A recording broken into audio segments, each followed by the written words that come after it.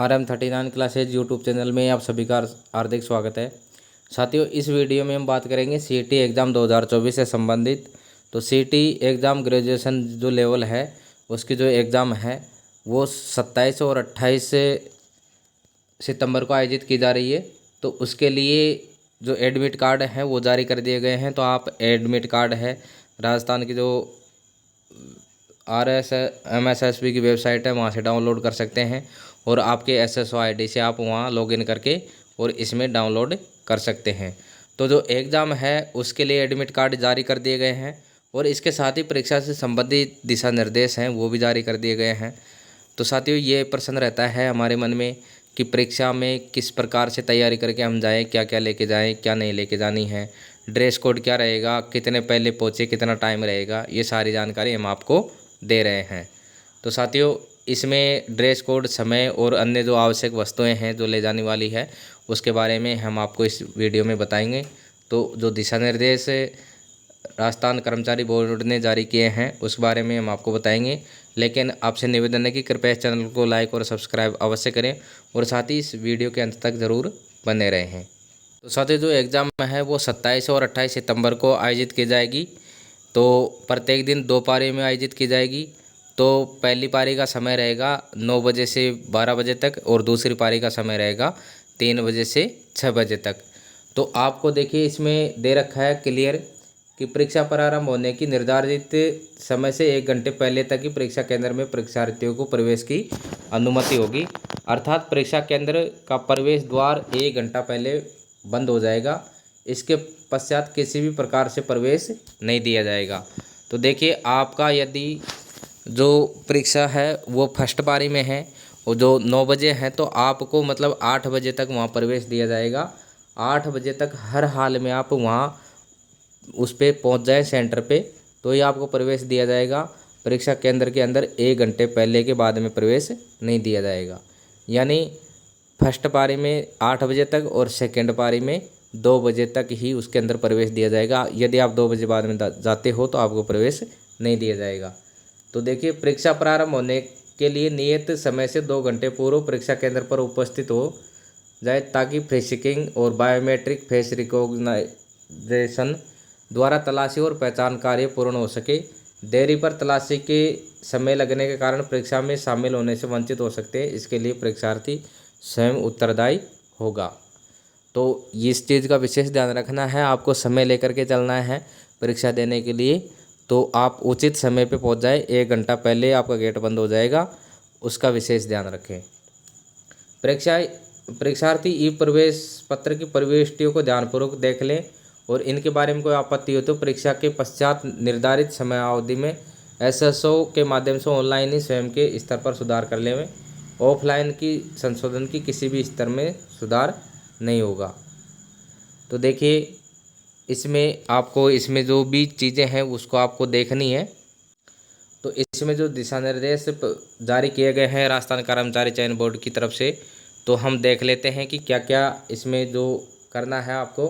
तो आवश्यक जो दिशा निर्देश है, परीक्षार्थियों को सलाह दी जाती है कि वो परीक्षा स्थल के स्थान को पहले ही सत्यापित कर ले ताकि परीक्षा के दिन उन्हें किसी समस्या का सामना न करना पड़े और दुए ही समय पर परीक्षा के लिए पहुंच जाए। तो जहां तक संभव है आप किसी भी माध्यम से जो आपका सेंटर है उसके बारे में आप पता कर ले कि मेरा सेंटर कौन सी जगह है। तो परीक्षा के दिन आप बिना परेशानी के उस सेंटर पर पहुंच जाएं। परीक्षार्थी को परीक्षा को प्रवेश पत्र, मूल वैध ID प्रमाण और उचित तलाशी के बाद ही परीक्षा केंद्र में प्रवेश की अनुमति दी जाएगी। पूरी तरह से प्रवेश पत्र के मूल ID और तलाशी लेने के बाद। परीक्षा के दिन परीक्षार्थी निम्न सामग्री ले आनी है। तो परीक्षा के दिन परीक्षार्थी केंद्र पर निम्न सामग्री लानी है। तो जो जो चीज़ें आपको लेकर के जानी है, तो देखिए, सबसे पहले ई प्रवेश पत्र जो QR कोड के साथ में होना चाहिए। तो आप प्रवेश पत्र डाउनलोड करोगे ई प्रवेश पत्र तो उसमें QR कोड होगा, तो QR कोड होना ज़रूरी है।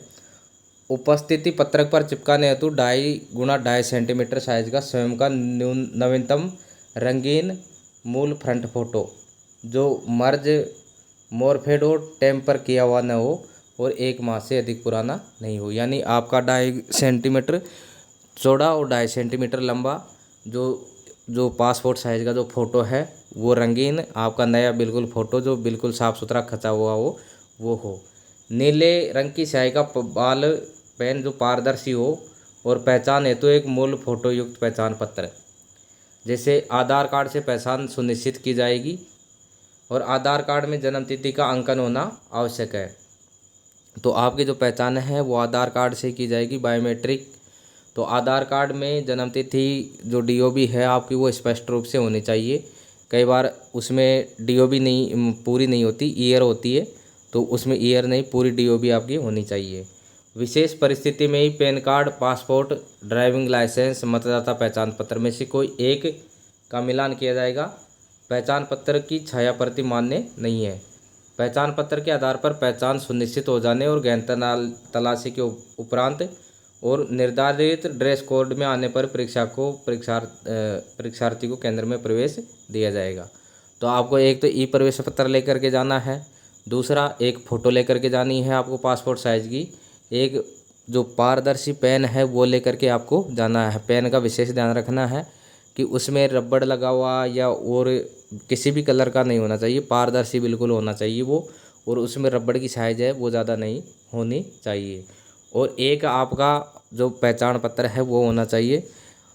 विशेषकर आधार कार्ड से ही आपकी जो पहचान है वो सुनिश्चित की जाएगी, इसलिए आपको अनिवार्यतः आधार कार्ड लेकर के जाना है। विशेष परिस्थिति कोई है तो उस स्थिति में आपका आधार कार्ड की जगह अन्य जो पैन कार्ड है, पासपोर्ट है, ड्राइविंग लाइसेंस या मतदाता पहचान पत्र में से कोई एक आप ले जा सकते हो। आगे है परीक्षा केंद्र में नीली स्याही के पारदर्शी जो बाल पेन के अलावा किसी प्रकार का pen, purse, mobile phone, Bluetooth, किसी प्रकार की घड़ी, कोई भी उपकरण, किसी प्रकार का अस्त्र शस्त्र, ज्योमेट्री बॉक्स, कोई भी पाठ्य सामग्री, नोट ले जाने की अनुमति नहीं है, और इनको सुरक्षित रखने का दायित्व स्वयं का रहेगा। परीक्षार्थियों के विशेष अनुदेश, ड्रेस कोड, श्रुतलेख हेतु दिशा निर्देश जो विज्ञप्ति है तो उसमें उपलब्ध है, तो इसमें आप अवलोकन कर लें उसका और भलीभांति इसको देख लें।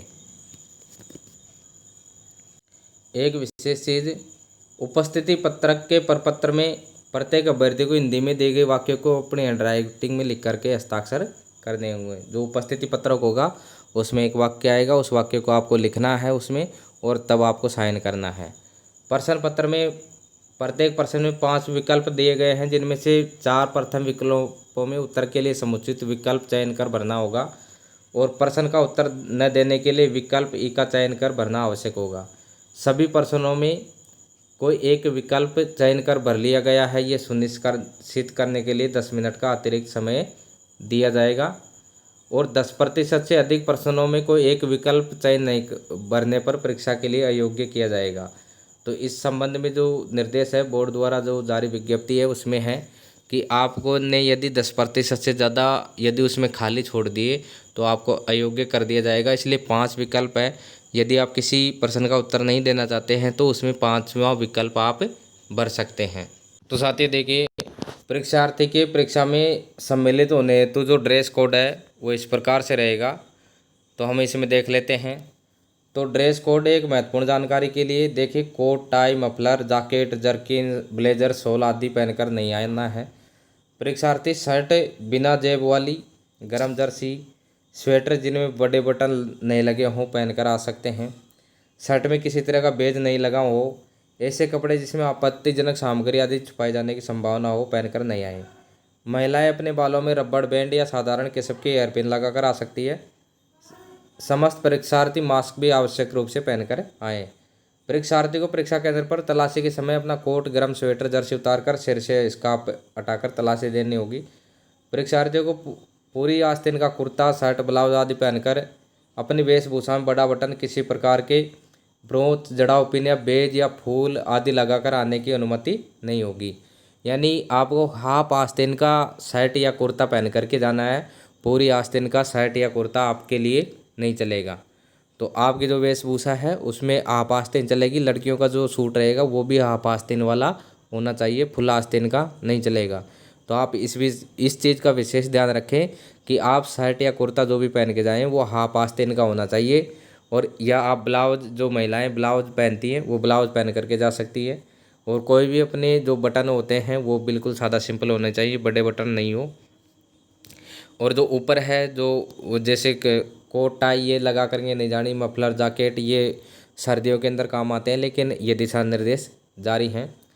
तो परीक्षार्थियों को लाख या कांच की पतली चूड़ियों के अलावा किसी प्रकार के अन्य जेवरात, अन्य प्रकार की चूड़ियाँ, कान की बाली, अंगूठी, ब्रासलेट आदि पहनकर आने की अनुमति नहीं होगी। इसमें महिलाएं विशेष रूप से ध्यान दें कि पुरुष जो अभ्यर्थी हैं वो तो केवल कपड़े पहनते हैं या कोई डोरा वोरा होता है जिसको खोल सकते हैं, लेकिन जो महिला अभ्यर्थी है वो ध्यान दें कि आपके पास में कांच की या लाख की जो पतली चूड़ियाँ हाथ में वो होनी चाहिए बस। इसके अलावा किसी भी प्रकार का जेवरात नहीं होना चाहिए। एक कानों में जो कान की बाली होती है वो नहीं पहननी है, कोई अंगूठी है, ब्रासलेट, किसी प्रकार का आभूषण आपको नहीं पहन के जाना है। कई बार नाक की या कान की बाली पहन करके महिलाएं चली जाती है, तो लास्ट में उनको या तो वहाँ खुलवाना पड़ता है, तो कई बार जल्दीबाजी में खुल भी नहीं सकती है वो, या टूट जाती है, या फिर इधर उधर रखने के अंदर उनकी किसी की कोई जिम्मेदारी नहीं होती, तो उसके अगर वो कहीं भी खो सकती है, रखने की सारी समस्याएं रहती है। इसलिए जो अब महिला अभ्यर्थी हैं जो अपने आभूषण हैं उनको बिल्कुल खोल करके उनको जाना है। उसके बाद में परीक्षार्थी परीक्षा केंद्र पे किसी प्रकार की घड़ी, धूप का चश्मा, बेल्ट, हैंडबैग, एयरपिन, गंडा, ताबीज, कैप, हैंड स्केप, स्कार्फ, स्टोल, शाल, मफलर पहनकर परीक्षा में शामिल नहीं हो सकते। जूते, सैंडल और मोजे टखने तक के पहनकर वो आ सकते हैं। अब इसके अंदर देखिए, सिख धर्म के अभ्यर्थियों को कड़ा, कृपाण और पगड़ी आदि प्रतीकों को धारण कर परीक्षा में शामिल होने की अनुमति दी जाए। अतः ऐसे अभ्यर्थी उक्त अनुसार प्रतीकों को धारण कर परीक्षा कक्ष में ले जा सकते हैं, किंतु कृपाण छोटी एवं कवर्ड होनी चाहिए और परीक्षा केंद्र पर टेबल पर नहीं रखी जानी चाहिए। तो साथियों, ये थी परीक्षा कोड से संबंधित जानकारी। तो इस वीडियो में आपको जो समय से आने की और जो भी सारी परीक्षा से संबंधित जो दिशा निर्देश थे वो आपको इस परीक्षा में से संबंधित जो जानकारी थी वो बताई। और साथियों, जिन अभ्यर्थियों ने तैयारी करी है और जो CAT की एग्ज़ाम में जो शामिल हो रहे हैं उन अभ्यर्थियों के लिए एक बार पुनः मेरी तरफ से हार्दिक शुभकामनाएं।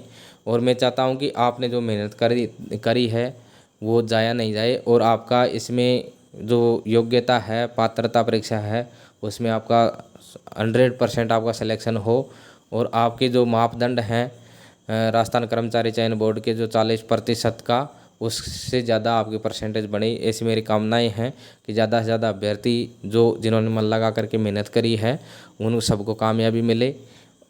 इन्हीं शुभकामनाओं के साथ में कि आपका पेपर बहुत अच्छा जाए और आपको आपकी मंजिल ज़रूर मिले। इन्हीं शुभकामनाओं के साथ में आपका साथी मैं मुकेश मीना अगले वीडियो में नई जानकारी के साथ में आपसे फिर मिलूँगा। नमस्कार।